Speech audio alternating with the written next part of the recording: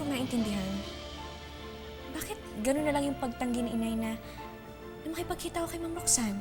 Kasi yung nanay mo, may mga nagawang mali sa mga... May mga nagawang mali? Nagawang mali? Anong mali?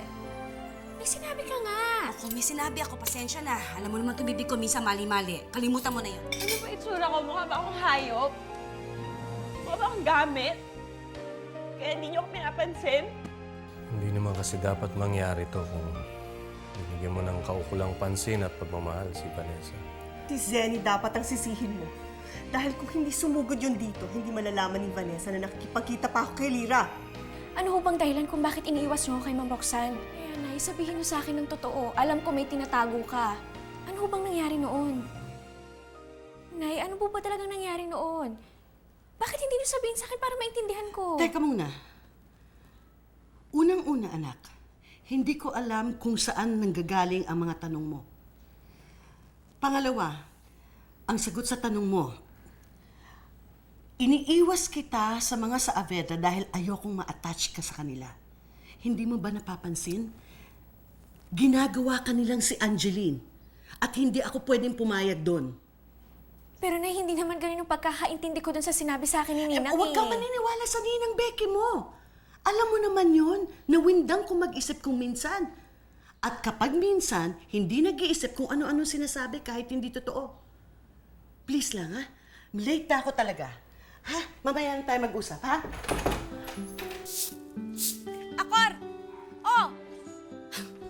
Nakita ko yung aso mo kanina lalabas. Sarado mo yung... aray ko! Bakit inaano mo ka? Sabi mo kay Lira, bakit niya ako tinatanong kung anong tunay na dahilan kung bakit ko siya pinapaiwas kay Roxanne?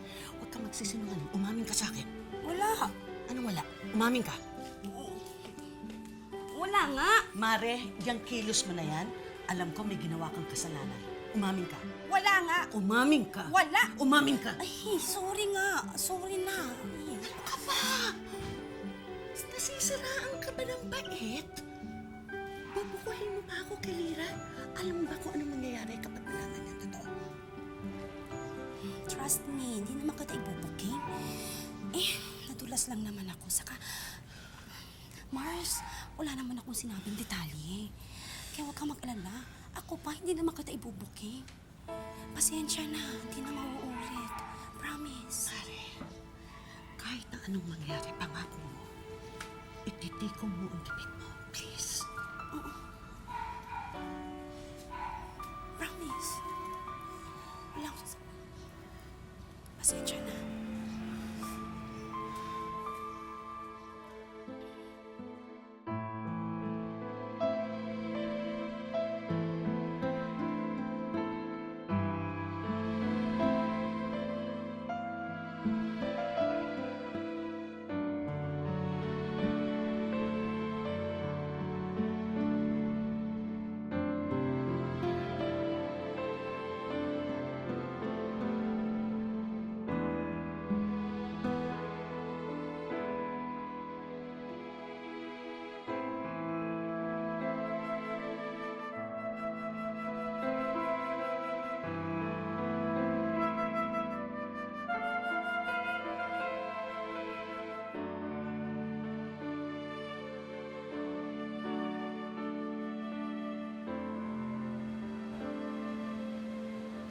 Prince?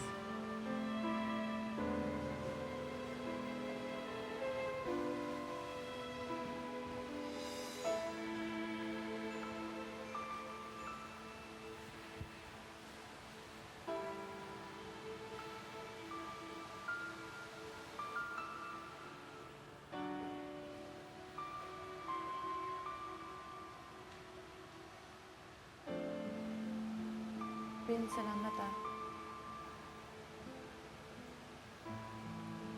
Salamat kasi binabantayan mo ako. Salamat kasi kahit tinalikuran ako ng magulang ko, ikaw nandito ka pa rin.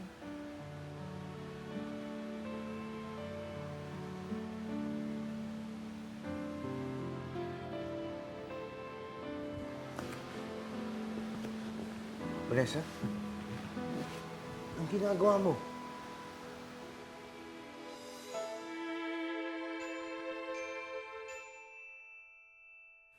Ninang, ano po ba talaga yun? Bakit di niyo pa sabihin sa akin? Bakit ba ang kulit mo at tanong ka ng tanong kung anong sinabi ko kagabi? Sinabi ko naman sa'yo, wala lang yon. Ba't ba ang kulit mo? Ninang, alam kong hindi kayo nagkamali at alam kong may tinatago kayo sa akin ni Inay. Wala kaming tinatago sa'yo. Kaya tigil-tigilan mo yung kutob-kutob mo.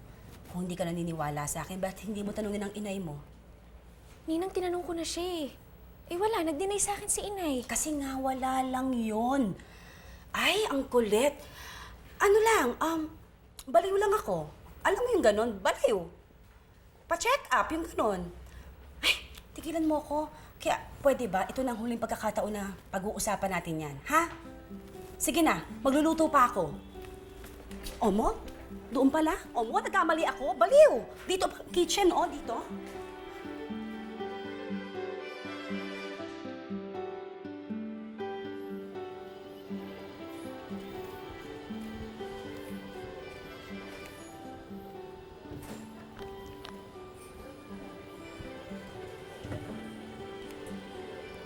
Uy, Apples, Ay, ate. ano yung ginagawa mo? Eh, inaayos ko po kasi itong files ng mga dating pasyente. Kailangan daw po kasi i-submit dun sa record sa baba. Ay, ate, sabi po ni Leti, baka po malate siya. Eh, hindi na daw po siya aabot sa assignment niya sa nurse station. Eh, kung pwede daw po kayo muna ang tumao. Okay lang. Okay lang, sige. Ay, ate, patingin lang po muna. May kukunin pa po kasi akong record sa baba. Ah, sige. Sige lang, sige lang. Take your time.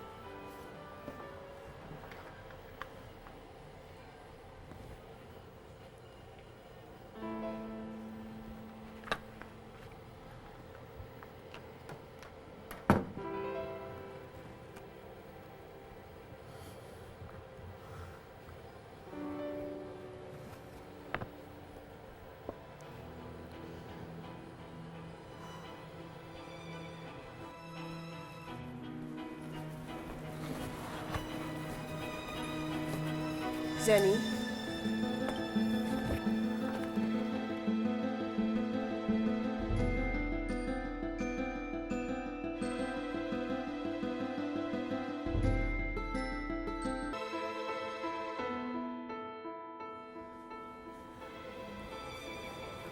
Mrs. Saavedra, ayoko ho ng gulo. Huwag kang mag-alala. Hindi ako nagpunta rito para manggulo. Kalimutan na natin ang away natin, pwede ba? Mali rin naman kami ni Leo. At saka, hindi ko dapat pinilit ang sarili ko sa anak mo. Salamat ho at naiintindihan ninyo ako, Mrs. Saavedra. Yun ho ba ang dahilan kung bakit kayo nagpunta dito para sabihin sa akin yan? Huwag ko kayo mag-alala. Wala na rin ho sa akin yun.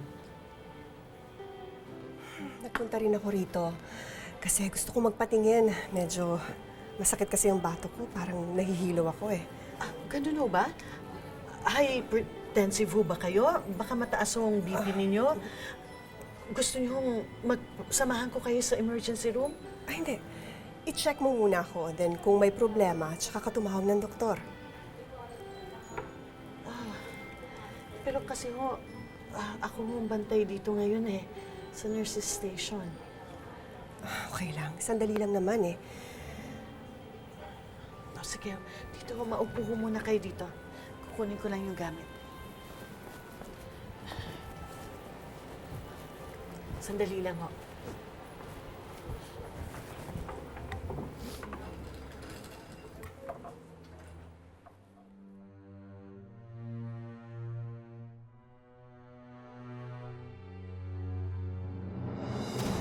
Vanessa, ano ka ba? Baka mamaya ano pa isipin ng ibang tao dyan eh. Bakit?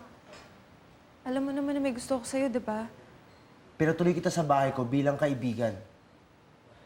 Alam mo naman dati pa, di ba? Hindi ako interesado sa'yo. Kaya sana makontento ka na lang na magkaibigan lang tayo. Bakit? Anong kulang sa akin? Prince, kaya ko naman mag-adjust eh. Pangit ba ako? Ha? Kaya kong higitan lahat ng binigay sa'yo ni Angeline. Kahit kailan, hindi mo mahihigitan si Angeline. Mabuti pa kunin mo na yung gamit mo. Iuwi na kita.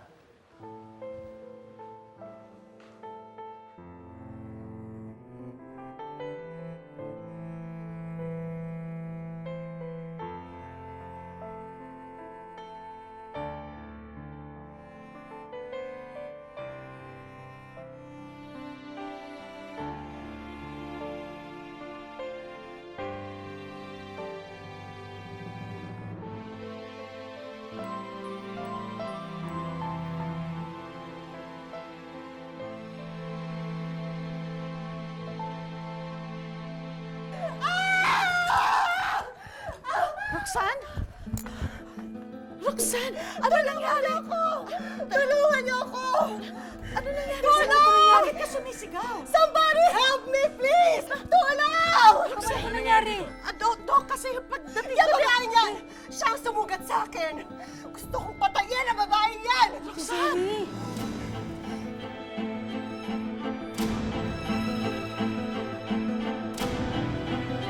Anong gusto kitang saktan? Roxanne, wag mo akong siraan dito. Dok, ganito ang nangyari. Don't believe her! Magsisinungaling lang yan! Alam ng Diyos kung sino nagsisinungaling sa atin dalawa. Dok, nakita ko na lang po na hawak niya ang gunting at may sugat siya. Am I stupid to hurt myself? Bakit ko susugatan ang sarili ko? Bakit ko susugatan ang sarili ko? At bakit hindi mo aminin na gusto mo akong patayin? Hindi ako aamin sa kasalanan hindi ko ginawa. Dok, Jenny, tama na yan. Tsaka huwag na kayo dito mag-away, pinagtitinginan na tayo. Dok, wala akong ginagawa. Mamatay man ako. 10 ng mga kakilalat ko at mga kaibigan ko hindi ko ginawa Mamaya yan. na natin pag-usapan yan sa opisina ng direktor. Nurse. Ma'am, mabuti pa, dadali na muna namin kayo sa ER para magamot yung sugat niyo. Halika na, nurse.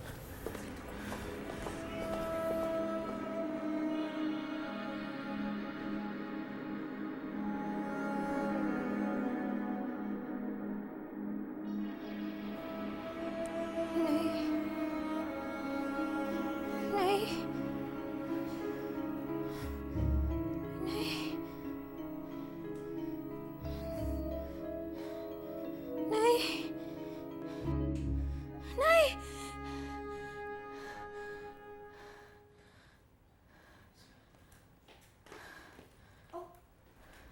Ba't mo titawag ang inay mo? Maaga ba umuwi? Ninang. Napanaginipan ko si inay. Doon ho sa panaginip ko, nahulog ho siya sa bangin. Diyos ko naman to. Mananaginip ka lang, napakasama pa.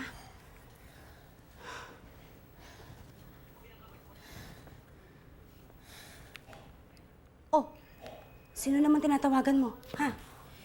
Si inay, gusto ko lang ho i-check kung okay siya. Eh malamang namang okay siya, no? Wala namang bangin sa ospital, mahirapan siya mahulog.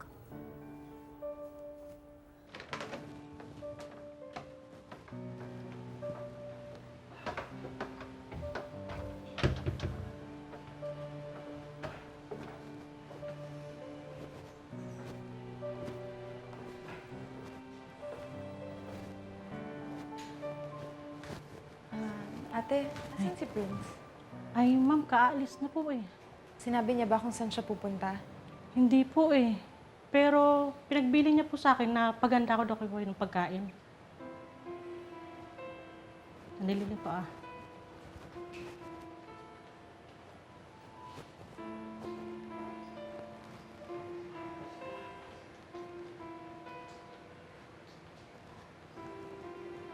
Sige ma'am, puna po kayo.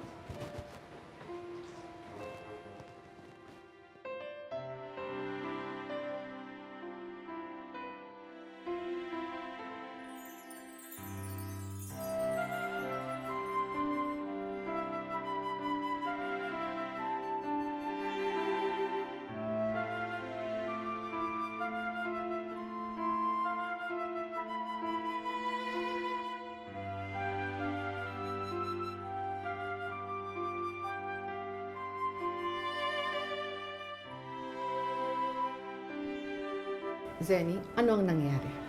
Ako yung sinugatan niya. I'm Roxanne sa Avedra.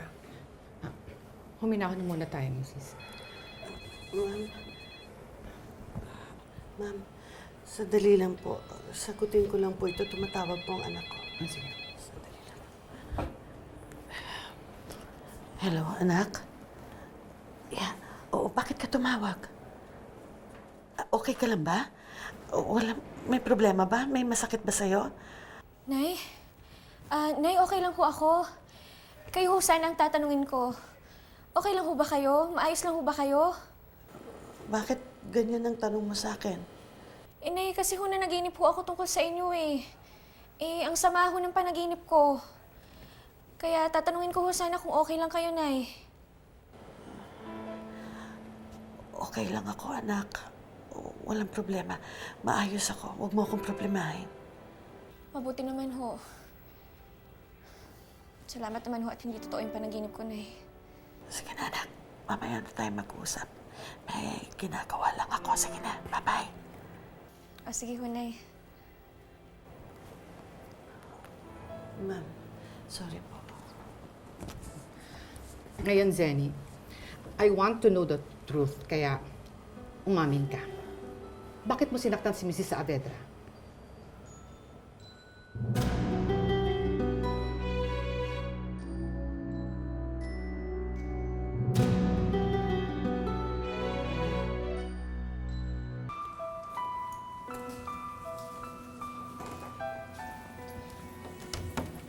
Apples, Dok, sino naka-assign sa nurse station? Ba't walang sumasagot? Kanina pa ako tawag ng tawag.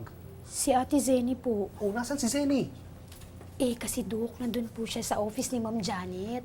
Meron po kasing gulong nangyayari. Si Ate Zenny po, may nagbibintang sa kanya ng pananaksak. Sino naman magbibintang sa kanya ng ganun? Si Mrs. Saavedra po. Siya po yung nagbibintang kay Ate Zenny. Sige. Ma'am, bago niyo po ako husgahan, pakinggan niyo muna ako.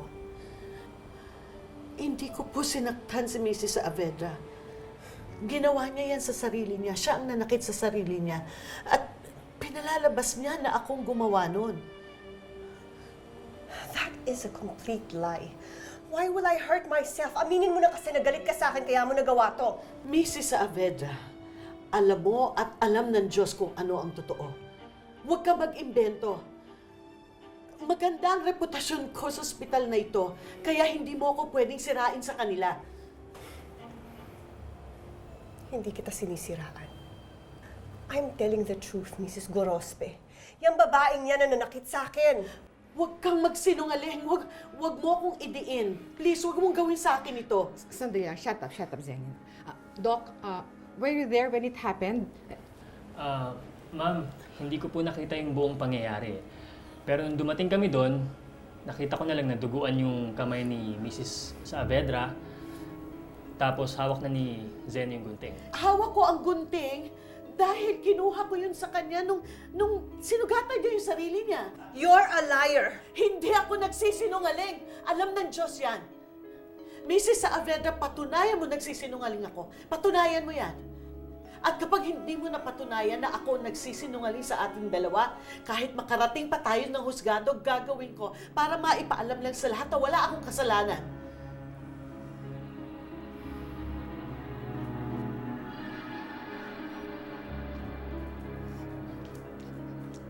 Mira, kumain ka na ba? Ha? Nakakain na doon ah. Ikaw... Hoy! Hoy! Tulala? Ano ba yan? O, ba't ganyan na naman ang itsura mo? Akala ko ba okay na kayo ng nanay mo? Yun ang sabi niya, Ninang. Pero ewan ko ba kung bakit ako ganito? Maski sinabi ni Ina yun sa akin, parang kinakabahan pa rin ako eh. Alam mo, kaya ka nagkakasakit sa puso? Kasi praning ka. Nakakatakot yung sakit na yan, ng praning. Ay, alam mo, pareho kayo ng nanay mo. Pareho kayo mga praning. Tigilan mo nga yan, baka kung mapano ka na naman. Rumilax ka nga! Ay, huwag ka nga ganyan, umiti ka. Pangit kang ganyan, tatanda ka. Umiti ka. Nagkakaintindihan ba tayo? Hoy! Sabi ko, ngumiti ka, ngiti, kalma! Umulo ka. Ganun ka. Ha! Ha! Ha! Sumulo ka. Ha! Ha! Sumulo ka. Yan. Sige pa. Wala bang mas plastic pa dyan? Ninang naman eh. Eh, ito naman to. May magagawa yung pag simangot mo? May magagawa. Di ba wala? Tama na. Ay, naku. Tatanda ka niyan. Baka mamaya, magmukhang ikaw ang kumari ko. Sige, tama na. Pero kinakabahan talaga ako, Ninang. Ano ka ba? Tigilan mo nga yung pag-iisip mo ng kaba-kaba na yan. Tama na. Bakit hindi ka sumagot? Sumagot ka. Patunayan mo na sinaktan kita. Magpakita ka ng ebidensya. Zenny, Roxanne, anong klaseng kaguluhan ito? Ebidensya ba ang gusto mo?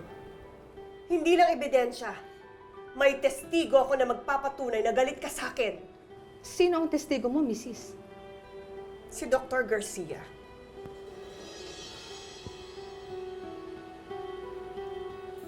Alam niya na may galit ka sa akin.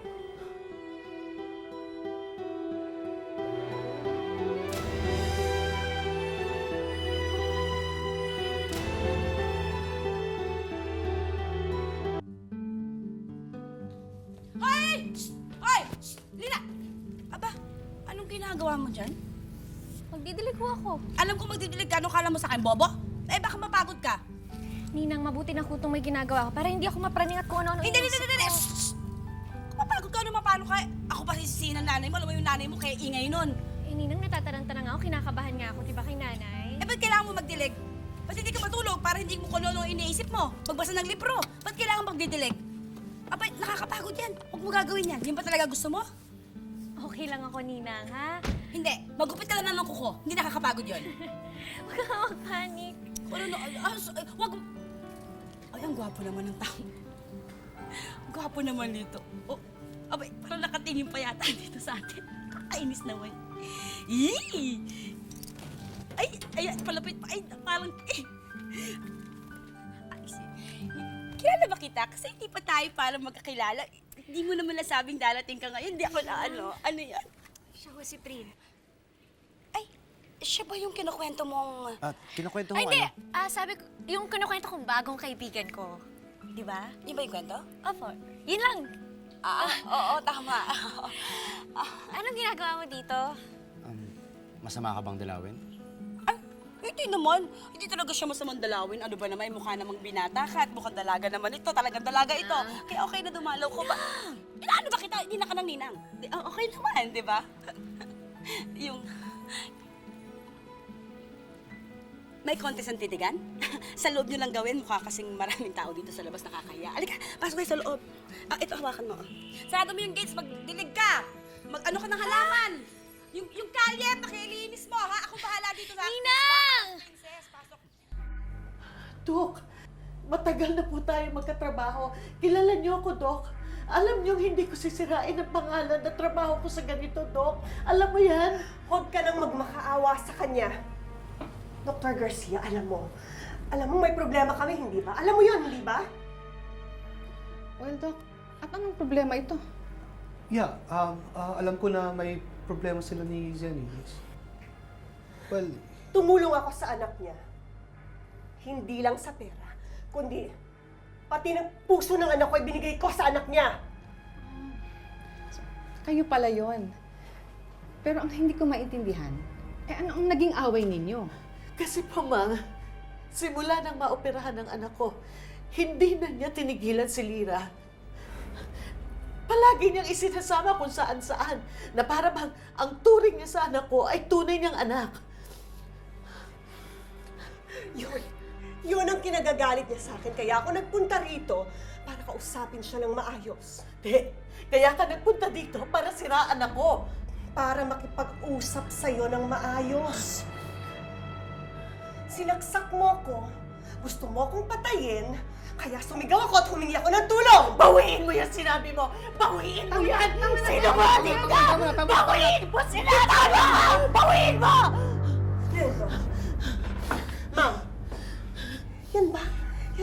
taong walang motibong masama sa akin. I am telling you the truth. Siya ang sumaksak sa akin. Ngayon, kung hindi nyo gagawa ng paraan at kung hindi nyo paparusahan ng babaeng to, mapipilitan akong magdemanda. Hindi lamang sa babaeng to, kundi pati na rin sa ospital ninyo!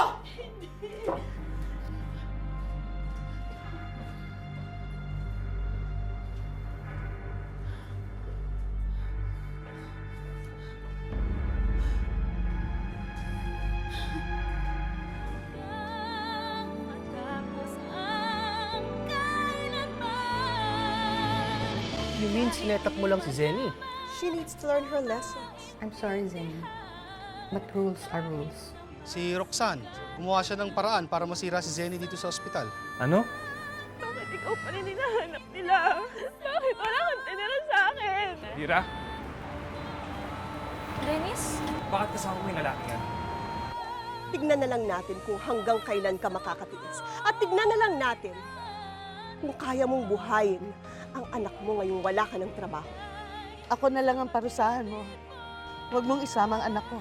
Siniraan mo si Zenny sa trabaho niya. Bakit kailangan mong gawin yan? Kung hindi mo gusto ang ginawa ko, intindihin mo na lang ko bilang asawa mo. May problema ho ba?